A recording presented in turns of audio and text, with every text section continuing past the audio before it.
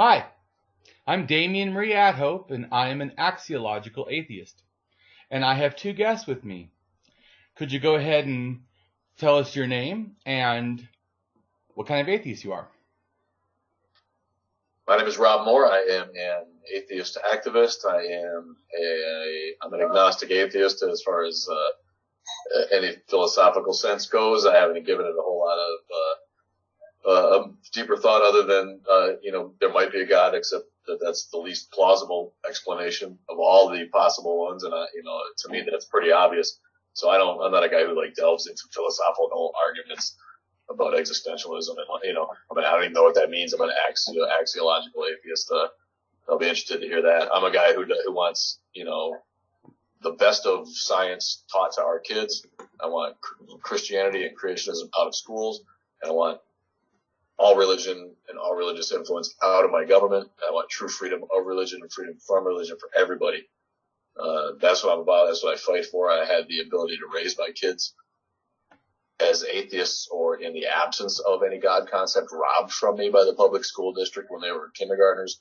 And that's what spurred me into being an atheist activist. I don't care who knows I'm an atheist. My family can fuck off if they don't like it. I love them all, but they know that I don't care if they are upset. My mom's a born again. She's a loving person. We don't talk about it, but I was never like, oh, I can't come out as an atheist like some people are. So for me, it was easy. I don't have a job where I might get fired if people find out, and so I'm here to help. On top of everything I already said, I'm here to help people who do have that problem find a community, because atheists don't have a community, and we're still the most hated minority in America, and that has to end. The fact that the first secular nation in the world has no secular voice is an embarrassment, on the world political stage. And, I'm here to change all that for as long as it takes. Right on. Okay, I'll go real quick in between the next guest and just say what an axiological atheist is. So axiology is basically the study of, or the philosophic or the science of value. And that has to do with everything that involves in that. That has to do with value judgments, which everyone makes value judgments on almost anything, including science. And then the other thing is it deals with morality, anything that has to do with morality. Whenever you have an argument from atheism and it involves morality, in a sense, it could be considered or be placed in an axiological type of a thing. So axiology, in a sense, is the thing that happens before the morality. In other words, the morality is given its reason, its compunction, its drive, its motivation, its, in a sense, conclusion because of values, because of a set. In other words, I don't disrespect other humans, but the reason I don't, the morality, the value part, is I value the dignity of other people. So the axiology focuses on the particularities in the stuff that happens that motivates, in a sense, to me, morality and whatever. Anyways, so when I have an axiological atheist means that everything that I do comes from a value place. So for me, the first thing actually is not even atheism, it's just apatheism. I have no desire to be involved in anything that's not evident in reality, anything that doesn't seem to have any benefit or a cause or effect that we can actually know. It's just a waste of my time, in a sense. And an apatheist just doesn't think about it, doesn't care, it's not important. So it's almost, in a sense, a state of kind of like naive atheism, an apatheist, because they're basically saying it doesn't matter. So in a sense, they don't believe because they don't think it matters. So then there's a lot more I can explain about what an axiological is. It's very, very detailed in a sense of a philosophic approach to how you don't accept a God.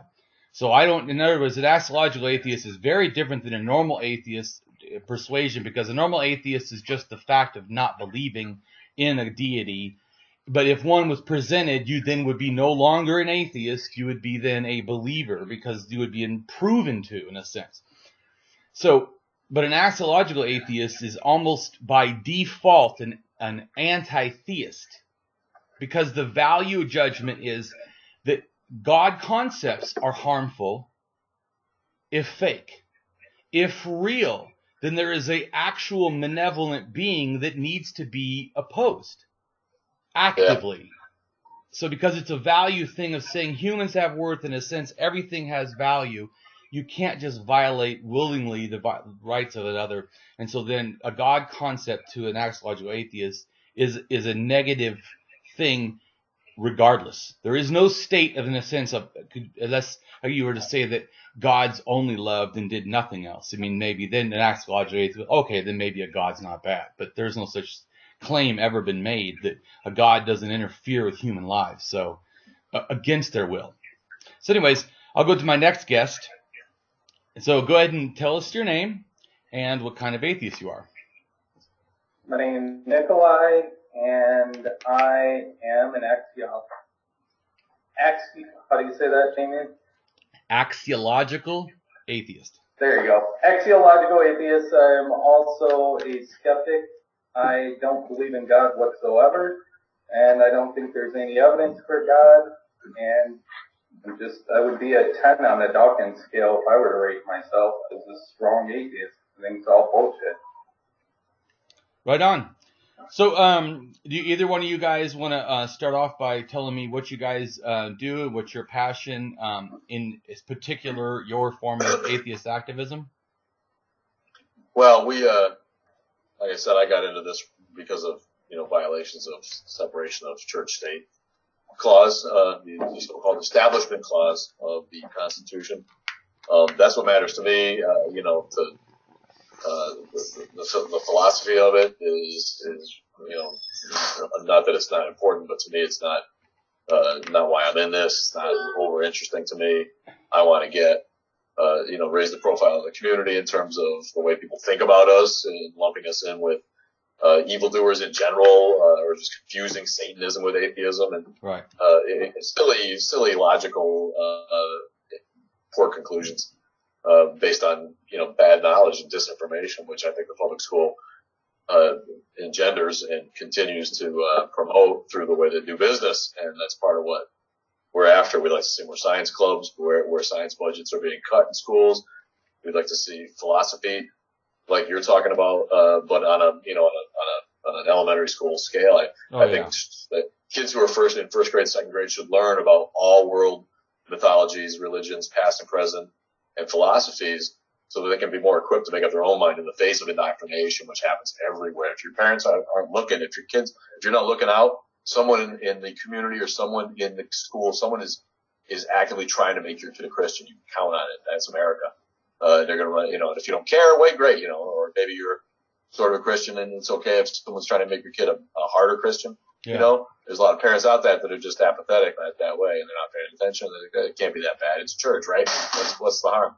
Well, for some of us who do want to raise our kids in a different way, and that way doesn't happen to be the majority religion, we find hindrances at every turn. Every time we try to do something, somebody is actively working against our right to raise our kids in the spiritual tradition to which we choose. Right. And for a lot of us, that's no tradition at all. And there's nothing wrong with that. In fact, that's the way it ought to be. And if more kids were taught in first and second grade about the 4 or 5 or 6 or 8 sun gods, sun messiahs, rising and dying gods, born of a virgin on the 25th, if they all learned about that instead of just the Greek mythology that they cherry pick or the Norse mythology that they cherry pick, they could easily compare, their own religious faith with the myths that went before that it was based on, and I think the school actively keeps kids from learning that, so they won't question the Judeo-Christian myth art that we've all come to accept as like the okay thing in America. I think people in general have a sense in America that as long as you believe in something, you're okay, and that's why atheists are more hated than Muslims even. Because at least Muslims, validate Christians' belief in magic, because they also believe in magic. But when an atheist comes along and puts it right in their face that, there is no God, and I'm happy to embrace that fact. It scares me too. I wish there was a God and a sweet heaven waiting for me. I don't think it's comforting at all. I get why you want to believe. But the fact that I don't believe doesn't mean that I should be persecuted and my, kids should be ostracized at school for not believing the same, lies that you've chosen to accept for your own comfort, so. So that's why I'm in it. Yeah, so you addressed something interesting that you gave me a value for the first time. I've never agreed that you should teach religion in school, but you, for the first time, you gave me an idea, though, when you were talking about that, about how there could be a value. Because the value is not the teaching. The value of what you said was it's the value to contradict or counteract the indoctrination they may be getting. I never thought of that, of doing it for reason. I've never not assigned religion a value. I think the value of religion is on a scale that's slipping away. So the value of religion now is 1%, say, whereas the value of religion to a caveman was 99%. Because that was the science. They didn't know. They were trying the best they could, and it helped them time their crops. It helped them, do practical and explain and keep the people calm and whatever.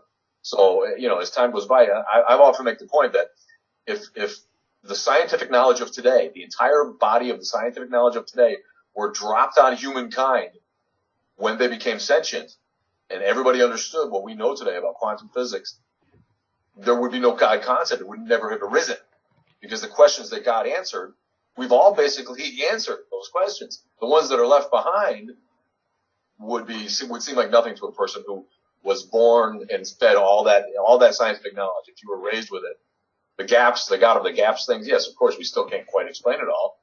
But anybody like the founders who created this country and the deists that they were, and put, creator language in the documents of the time, because they had no other explanation. If you told Ben Franklin what we know today, you think he'd put creator?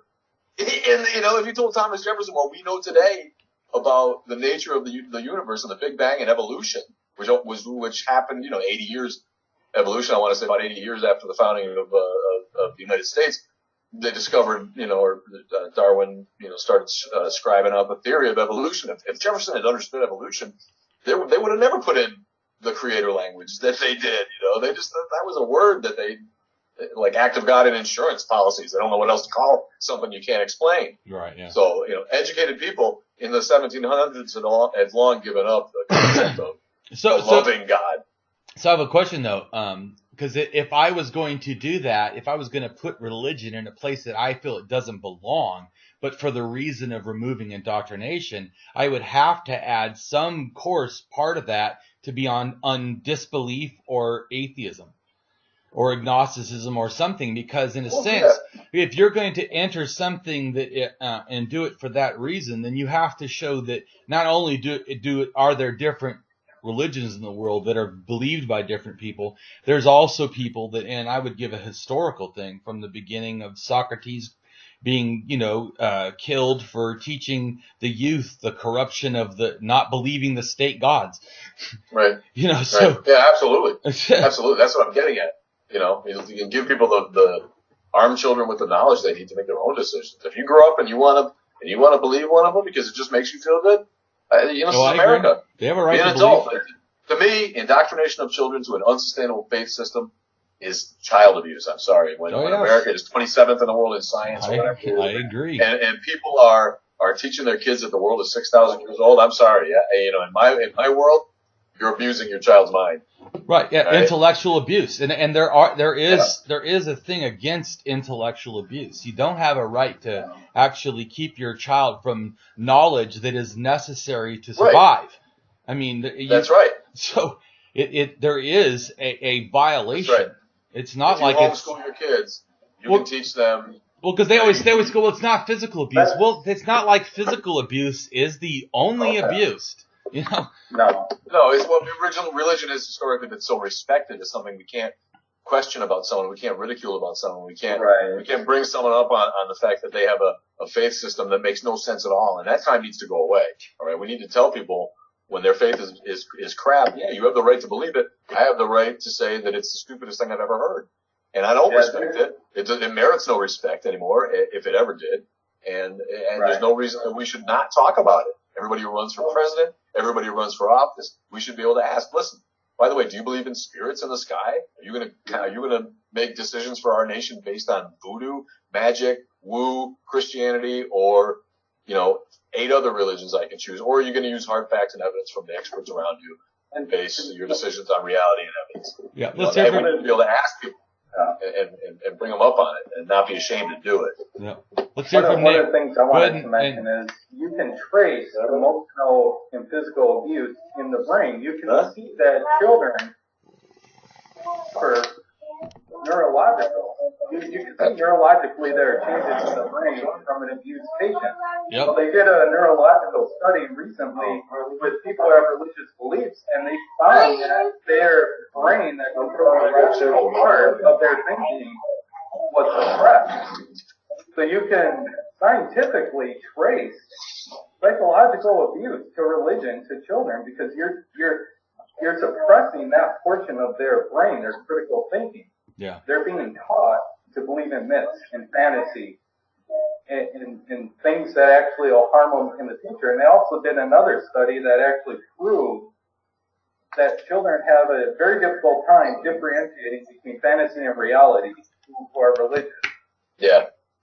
And so you could trace this brain damage neurologically. It's not, we're not just saying this, but we're saying this because there's actual scientific proof that there's a shifting in the brain.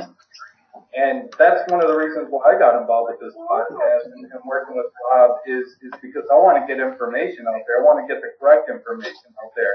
I want to be able to let people know that science is making progress all the time. In fact, it's making so much progress, it's almost impossible to keep up with it. And religion will have you believing that a man walked on water. Religion will have you believe in a man who laid hands on the sick and performed all these bullshit miracles. And that gives, people who believe in that give credit to people like Benny Hinn and all these other billion-dollar ministers who profit off of people who are just ignorant of the facts. Yeah. So yeah, we started a podcast after the old show, and we all got together in Milwaukee because this is Kenosha and there's not a whole lot of atheists here, so the group started in Milwaukee, and we became activists. The activists group kind of split away from the group who just wanted to be kind of book clubby people, and not really show. They didn't have windows in the room where they met. So these groups, the pitfalls of community activism are real, and there's weird things go on, and you meet all kinds of disruptive people, and I've made mistakes. I'm the first one to say that I've made missteps with people, interpersonal relationships and just group running, so we've had our difficulties, keeping groups together, differences of opinion and whatnot. So there've been a couple of the breakups.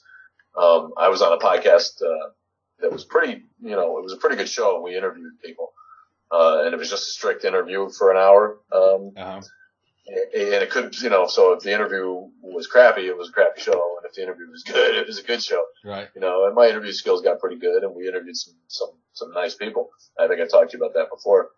But the show never went any deeper than that from a production standpoint. So when I ended up, breaking up with those guys over their lack of ability to serve the whole community, they were really focused on Christ myth theory. And, we would have humanists and secularists come and just wanted a group. Right. And they were not getting served. They were going away because they weren't getting what they were looking for. And I'm like, I'm here to help everybody. I don't want people to come once and leave.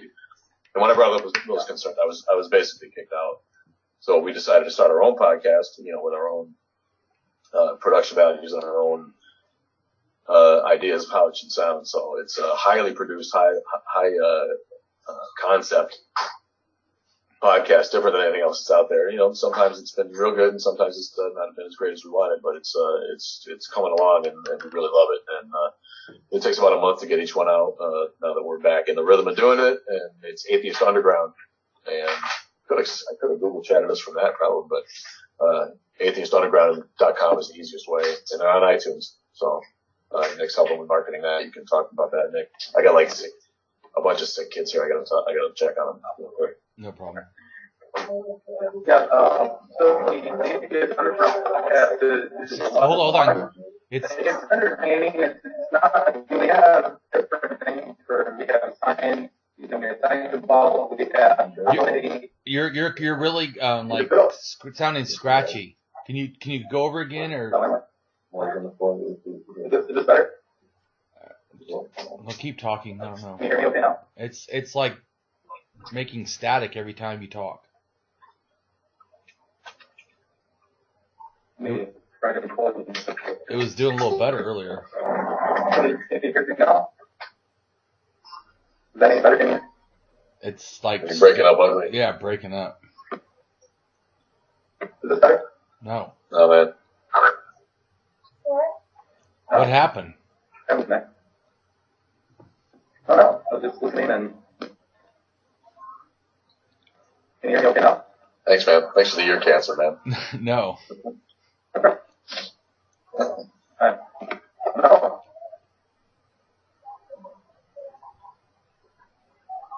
That's unfortunate. What are you on, man? You on your laptop? Yeah, I'm on the laptop. I have You don't have, plugged in. you have a headset? That's the only headset I have. You don't have any earbuds? This is it. That's what I have. This isn't a very good set. Man, it's like bad. Yeah, dude. He's talking to one of his friends. Do you think it could be your signal? Because your picture is not really that great either. Yeah, it might be his signal. Maybe. Try going out and coming back. I mean, it's sometimes. I can keep talking. Yeah, We got go the, ahead. We got the benefit that we're doing. I don't know if people were paying attention. The Myth-Information conferences that go on in Milwaukee that I was a part of when I got into this to begin with,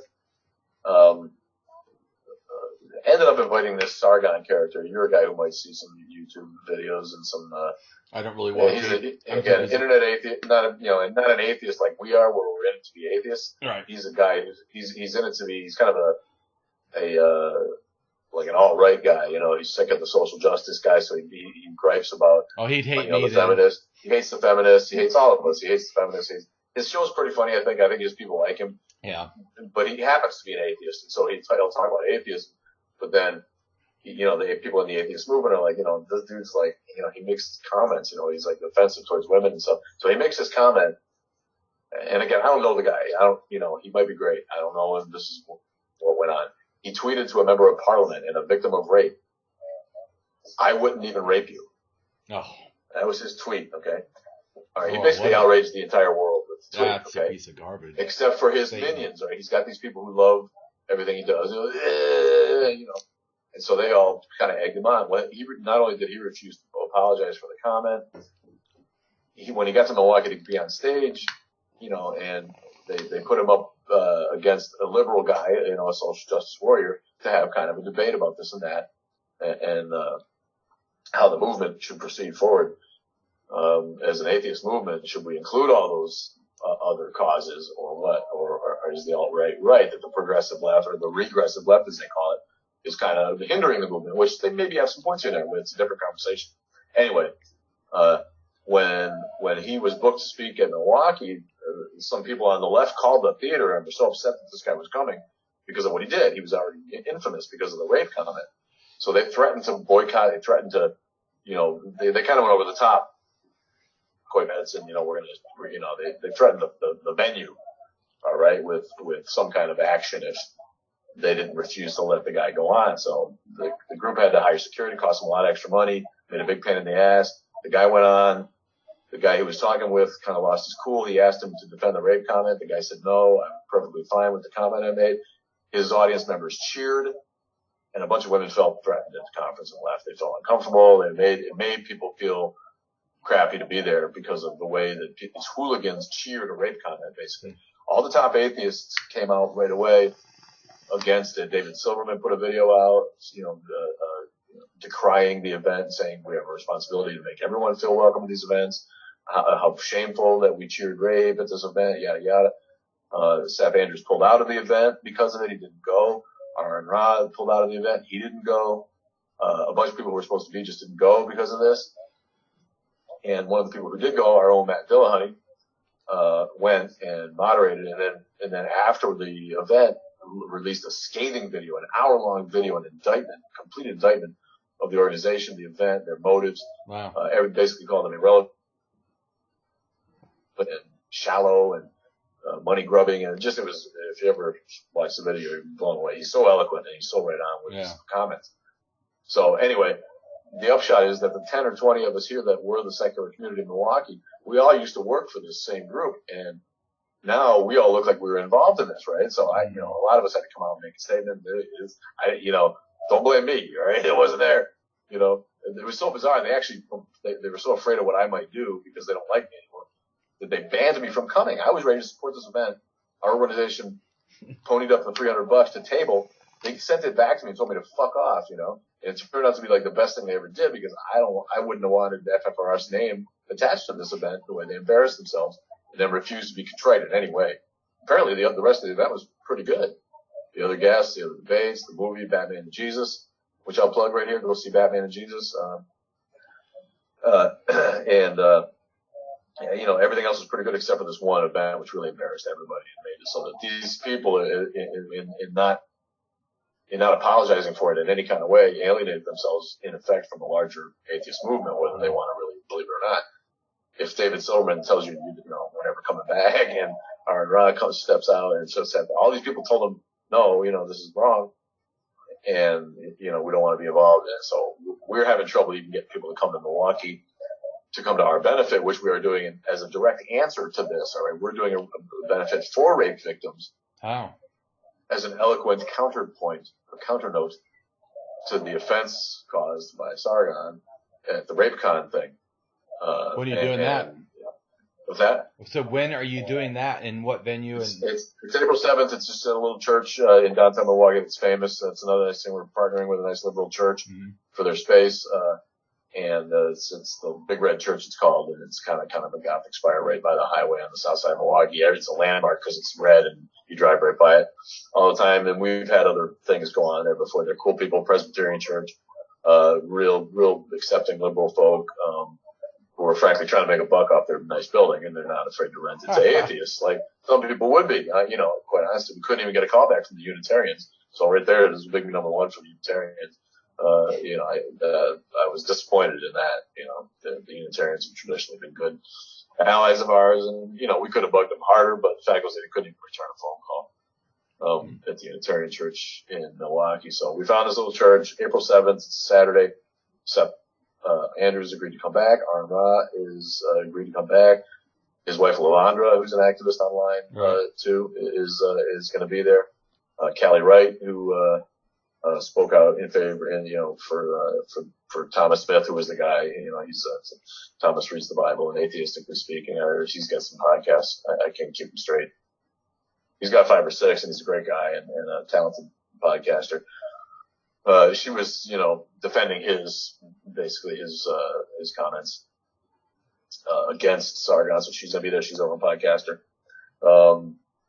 Alex Jules, he is a, Texas or someplace, but another guy who runs, maybe a humanist, chapter, out there, and, a guy who's Jason Love, who's our buddy from our podcast. He's an autism awareness cat who does a lot of work in that regard. Got an autistic son, and is real involved in community outreach there and educating folk as to how to deal with many autism folk. When is this happening again? April 7th. April 7th. If it happens, we need people to pony up a buck. There's not a whole lot of people who want to give money. Everyone knows Me Too. Everyone's willing to share. Everyone's willing to donate when it comes to putting your money where your mouth is. Nobody wants to donate. We need folks to step up and tell folks like this Sargon that crap isn't acceptable, and that we're about treating women and everybody in the workplace and in the community the way that they deserve and to be. And we look for a time when that kind of crap doesn't go on anymore. No one has to say Me Too, and there isn't any rape, and there isn't any, and we all have to admit our part in this. This is the society we've all created. So instead of having another atheist conference where atheists come and just go blah, blah, blah, blah, why aren't you an atheist? We thought we would, as an atheist organization, throw a benefit, a charity to raise money for a charity and focus on that and the fun. And we have a really cool band called Astral Sub Astral coming. We're hoping to score a comedian locally, so that the whole atmosphere is more of a party and a fundraiser sit your ass in the seat and listen to the same old atheist drone on about being an atheist. That's why we wanted to partner with a religious organization too. We can put their name on the banner and say, look, we're all working together for a civic problem, the humanist solution to a civic problem that affects all of us, whether you're an atheist, whether you're an agnostic, whether you're a Christian, whether, you're a Buddhist, whatever it is. This is something that we all deal with in our lives. So who doesn't know somebody who got raped? It's ridiculous. I learned that first year I went to college. Every girl and a lot of guys have stories. It's like, man, it's a problem. I think it's like generally like what they say. I've read things that say something like 1 in 3 women throughout their and within their lifetime will experience sexual assault or rape, and that 1 in 5 men. So it's right. And a lot of it doesn't get talked about. We've got the pedophile priest thing. Milwaukee is the number 2 city after Boston in terms of victims. Wow. We're still fighting to get records released so that some of those victims can get the restitution that they deserve. The courts are in league with the church here, and they've managed to keep these records sealed so that people who have already been they're already victims, and they're molesters that have already been convicted in court, but there's no way to get any money out for them because the church has been able to bury all that money in the bankruptcy and all this crap. So it's more than just women. It's such a huge problem in society. I don't talk about it, but I was one of those kids who got statutory raped by a teacher in school. I'm a guy, and most guys don't look at it like that. And we're kind of proud of it and stuff, but it's not any different. She used her position of authority to take advantage of me and seduce me. I've made comments that I wished I hadn't. I've made comments that were taken the wrong way over the years. I've done things that I regretted as far as being insensitive. Yeah. He certainly never raped anybody, but I can't claim blamelessness, so we're all trying to learn. And people make comments to me. Again, it's like, you get a comment from somebody who figures rightly that I'm not going to complain about sexual harassment. But again, it's the same thing. If I can't talk like that, nobody can talk like that. And we have to change the way we're thinking about, the conversation at work. It's just a cultural thing, and we all need to do better at it. So, we're here to push this thing to get people to go to the link. It's an Indiegogo link, and maybe we can get it to you. Yeah, I'll share it. Yeah, and share it up and get people. You don't got to come to the event. You don't got to pay $40. You get $1. Donate $1. Donate $5. Donate. I know you spend $1 on what? Gum, whatever. It's like, come on, help us get these great people into Milwaukee to raise money for a great cause. RAIN, it's Rape, Abuse, and Incest National Network. I want to say RAINN. That's who's getting the money, and to raise the profile of the community here after the shot that it took. When people are around, I was like, oh God, Milwaukee. He's like, I don't know if I want to come. It's not them, it's us. The rest of us here don't agree with what happened. We're trying to rescue our image. So, right. That's where we're at with that. So, the podcast. And so how much are you looking for as a baseline? I think it's 8,000. I think, and we're at 2. But there's only like a month to go to raise money. So we're hoping that the people who are speaking have, Seth Andrus has got zillions of fans. He's just, there's some in the door a little bit. Yeah, my daughter was in a car accident. She was really banged up. So looks like Nick is back. Hey, Nick. Sorry, it kept. See, it wouldn't let it's a me little into bit better the room at all. I kept trying, and it was just a pain in the ass. So that's all right. I just plugged the hell out of the event. So can you go ahead and Nick, can go ahead and tell us about the group, because then you have a group, and what are your goals for that, and go ahead and plug it. For the event. Well, no, I said no. He plugged the event. I said I was saying you guys have a group. Oh, sorry. Right.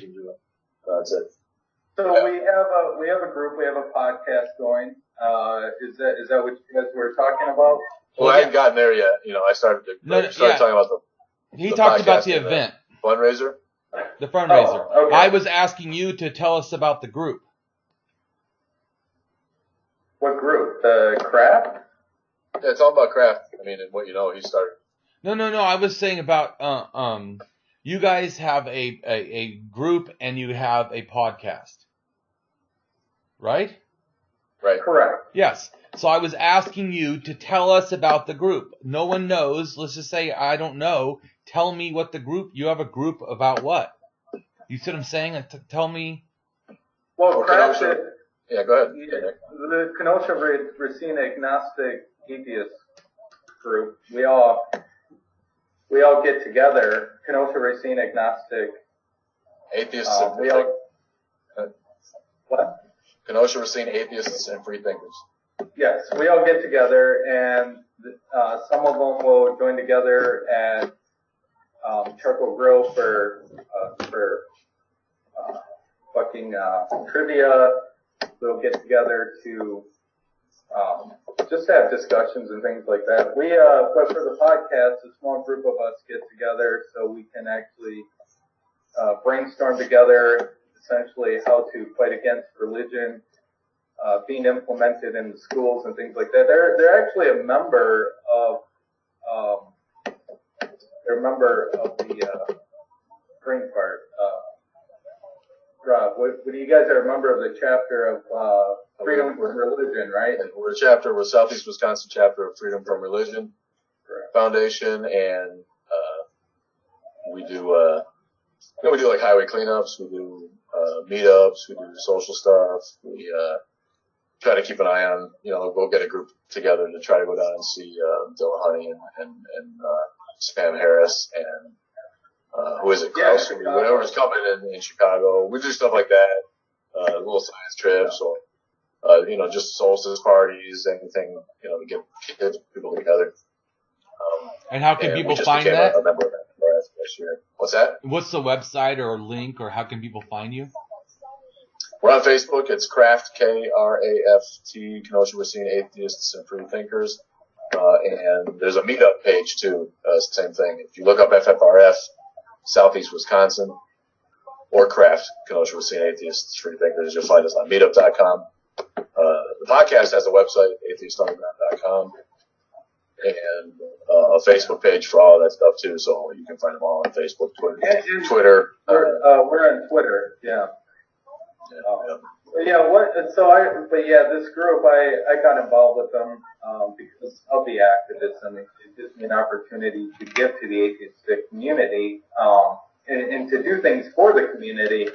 If you read anything about atheist communities and things like that, there's very little credit that atheists get for what they do, but thankfully we're not in it to be the good guys, just to have a little good guy badge, a pin on us. We do it because we actually want to. We don't necessarily need a religion to motivate us or anything like that. We do it because we want to help the community, and that's one of the most important things to really put into consideration. And I think it's important for this event that we're having for these rape victims is just we got to make Me Too a thing of the past, and it's really irritating when religion thinks they're the only game in town to make a difference in lives, because they're not.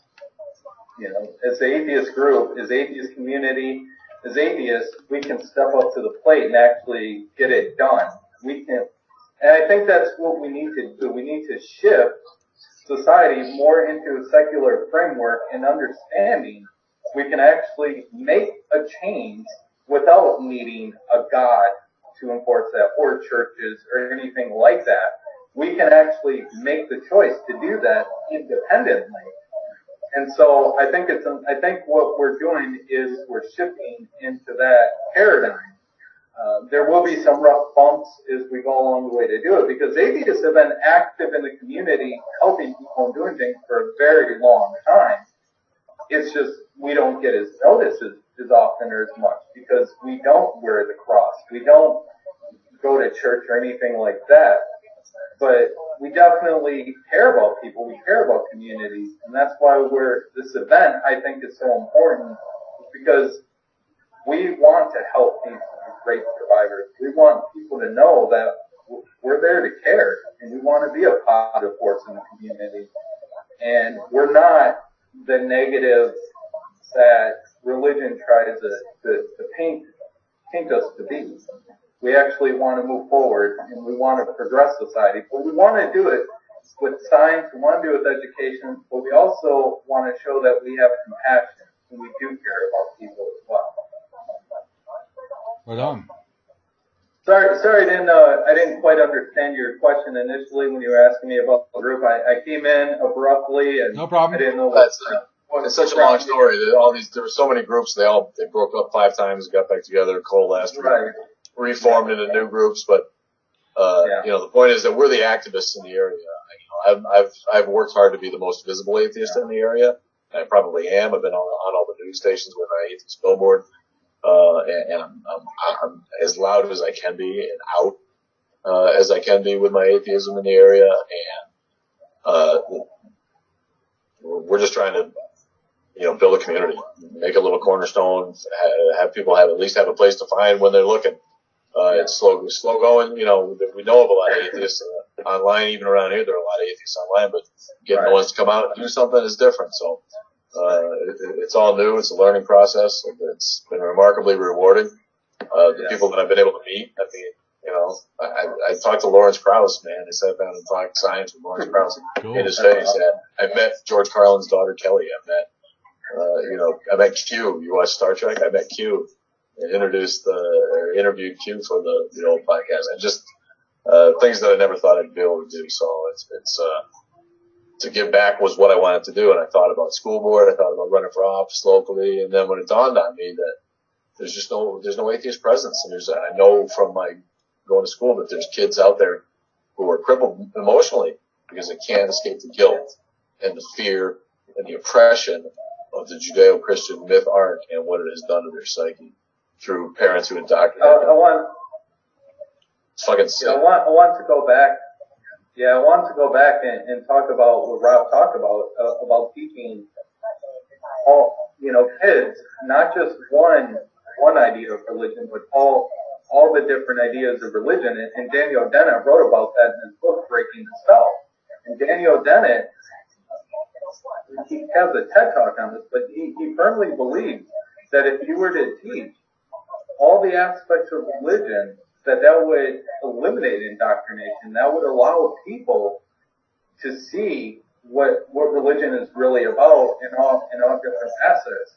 And I agree with Daniel. Then I think if you're going to teach religion, because it is an important part of history and the human condition and what helps shape our society. But I'll also emphasize the importance of why we're moving towards a secular society, why religion is dangerous, what harm it has done from the past all the way up to now. Yeah, I think that would be great. I mean, as far as showing the truth, I always worry though that to me, this is where before my opinion, before thinking about it as a way to remove indoctrination, I saw it as schools should be a place of facts. Period. End of story. Plain and simple. Fact. Verifiable. If it was about religion, it would have to be just the facts in a sense. So correct. Correct. No bullshit involved. No indoctrination. Just the facts. Well, and I do blogs on the history of religion. Especially I like prehistory. I like anything that's older than 5,000. Because to me, that's when it starts to get interesting as far as where it came from. But my whole thing is when I do that, a lot of times I just say that they believe or they, this. I don't go into a big thing because I'm just trying to give the information. Because I know once you start seeing the pattern of information, the logical mind has a hard time, looking at all these inconsistencies and just choosing denial every time.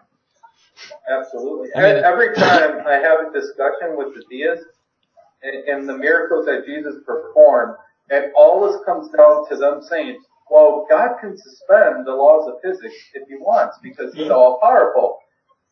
And if that is your best argument for what you have, then arguments made without evidence can be dismissed without evidence, as Hitchens is known for saying. It's all bullshit.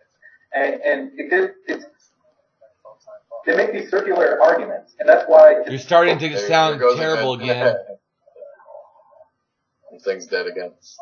It's 6:30 anyway. I gotta wrap it up, you guys. All right, man. Well, since Nick, yours is done. I'll let Rob carry us out. So go ahead and tell us the links or anything else you want to say.